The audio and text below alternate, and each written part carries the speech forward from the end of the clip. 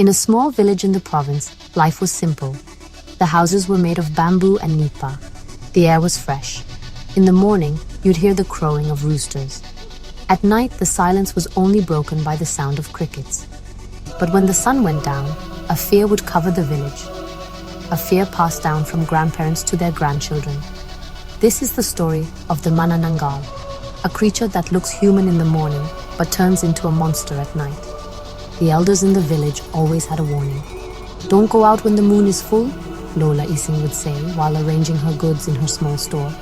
The Manananggal is looking for its victim. They say this creature can split its body. The upper part grows large wings, like a bat. It flies in the darkness, looking for pregnant women. Its long tongue is used to suck the baby from the mother's womb. Many young people don't believe it anymore.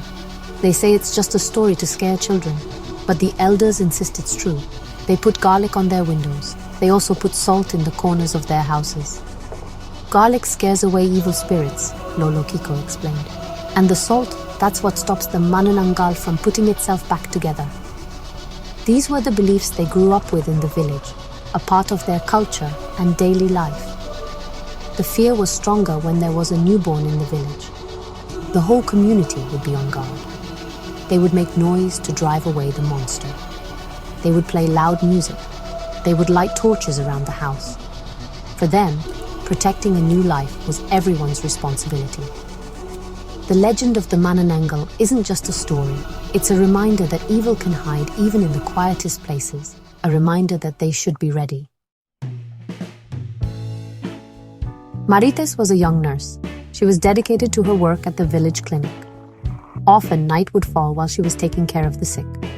Tonight, the situation was special. She had just helped with a birth. A healthy baby boy was born. The mother, Aling Nena, was tired but happy. Maritz was thankful that everything went well, but when she looked at the clock, it was already midnight. She needed to go home.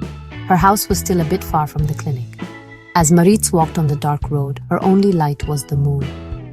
The stories about the Manananggal suddenly popped into her mind. She felt the cold wind. Every rustle of leaves made her nervous. She tried to think that it was all in her head. She was a nurse. She believed in science. But the fear planted by the elders was hard to ignore. She quickened her pace, hugging her bag. She heard a strange sound from above, a sound like the flapping of large wings. She looked up, but she saw nothing but the dark sky and the tree branches. Wak, wak, wak was the sound she heard. They say this is the sound of the Manananggal when it flies. Her heart beat faster.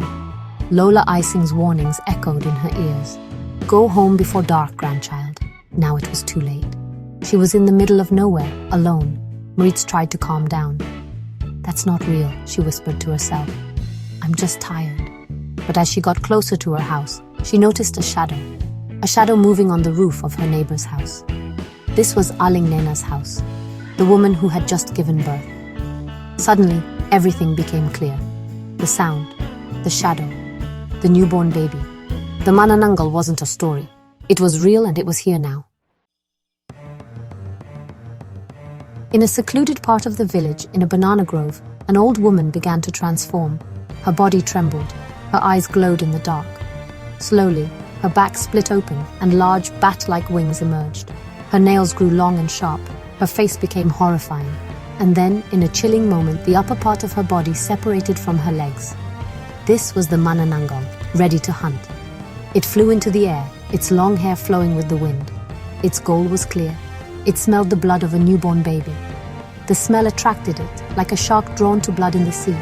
It flew silently, circling above the houses, searching, watching. The wak-wak-wak sound would get softer as it got closer, a way to trick its victims.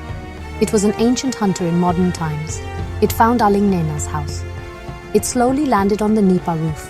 Its eyes glowed as it looked at a gap in the roof. Inside, the baby was sleeping soundly next to its mother. The Manananggal prepared. Its tongue, thin and long like a thread, slowly came out of its mouth. It slowly crept down towards the sleeping baby. The scene was quiet, but full of danger.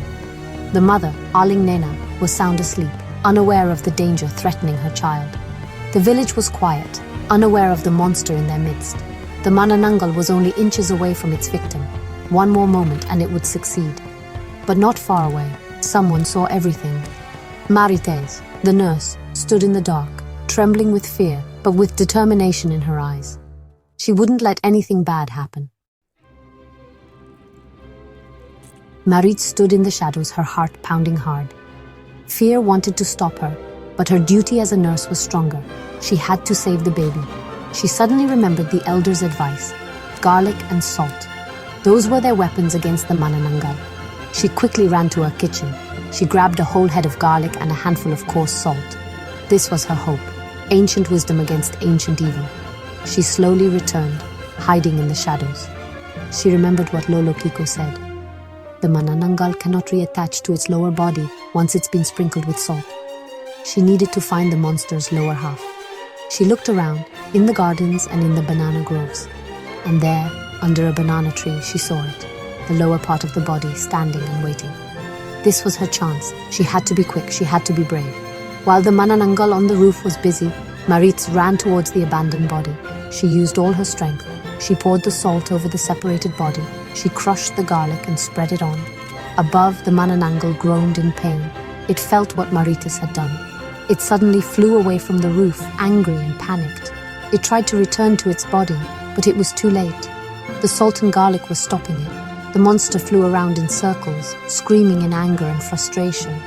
But as the sun began to rise, its strength faded. The light of day was its poison. In a final, deafening scream, it burned in the sunlight and turned to ash.